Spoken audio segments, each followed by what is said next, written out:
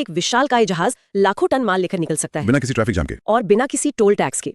परिवहन की प्रति यूनिट लागत इतनी कम हो जाती है कि कोई और माध्यम इसकी बराबरी कर ही नहीं सकता। यही वो असली कारण है जिसने पूरी दुनिया के व्यापार को समुद्र पर निर्भर कर दिया है।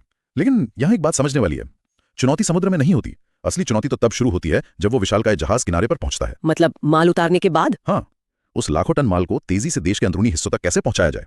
और यहीं पर डेडिकेटेड फ्रेट कॉरिडोर यानी डीएफसी का वो शानदार कॉन्सेप्ट सामने आता है। यह हमारी लॉजिस्टिक्स की दुनिया का एक बड़ा गेम चेंजर है। डीएफसी असल में रेल पटरियों का वो विशेष नेटवर्क है जिसे सिर्फ और सिर्फ मालगाड़ियों के लिए बनाया गया है ना? बिल्कुल। आज के हमारे डेटा में स्पष्ट है कि कैसे लुधियाना से कोलकाता तक और दिल्ली से मुंबई की जेएनपीटी बंदरगाह तक ये विशेष कॉरिडोर बिछाए जा रहे हैं। सुनने वालों के मन में भी ये बात आ सकती है कि क्या सिर्फ मालगाड़ियों के लिए अलग से हजारों किलोमीटर का नया ट्रैक बिछाना जायज है? इतना भारी भरकम खर्च? हाँ, मतलब देश में पहले से ही रेलवे का इतना बड़ा नेटवर्क तो है ही। उसी ट्रैक पर तो हम यात्री ट्रेनें भी चला रहे हैं, उसी पर मालगाड़ियों को क्यों नहीं दौड़ाया जा सकता?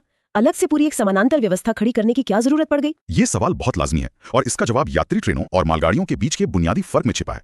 देखिए, जब कोई यात्री ट्रेन चलाई जाती है तो रेलवे को उसमें बहुत सी सुविधाएं देनी पड़ती हैं। जैसे कि सबसे पहले तो बोगियां, फिर अंदर पंखे, लाइट, वातानुकूलन, पानी की व्यवस्था, टॉयलेट। बिल्कुल, और सुरक्षा के लिए स्टाफ चाहिए, टिकट चेक करने के लिए टीटीई चाहिए।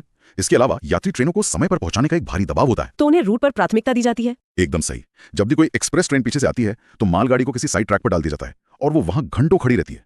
अब इसके विपरीत मालगाड़ी को देखिए, उसमें रेलवे को यात्रियों वाली कोई सुविधा नहीं देनी होती है। सिर्फ एक शक्तिशाली इंजन, गार्ड का डिब्बा और सामान से भरे कंटेनर। बस मालगाड़ी में सरकार का खर्च न्यूनतम होता है और मुनाफा अधिकतम। तो एक तरह से हम कह सकते हैं कि मालगाड़ियां रेलवे के लिए सच में सोने का अंडा देने वाली मुर्गी हैं। बिल्कुल ऐसा ही है। लेकिन जब यही मालगाड़ियां यात्री ट्रेनों को पास देने के चक्कर में पटरियों पर खड़ी रहती हैं तो वो सामान समय पर फैक्ट्रियों या बंदरगाहों तक नहीं पहुंच पाता। इससे पूरे देश का लॉजिस्टिक्स बहुत महंगा हो जाता है और इसीलिए डीएफसी का निर्माण किया गया। जी, इन खास पटरियों पर कोई पैसेंजर ट्रेन नहीं आएगी। मालगाड़ियां 100 किलोमीटर प्रति घंटे की रफ्तार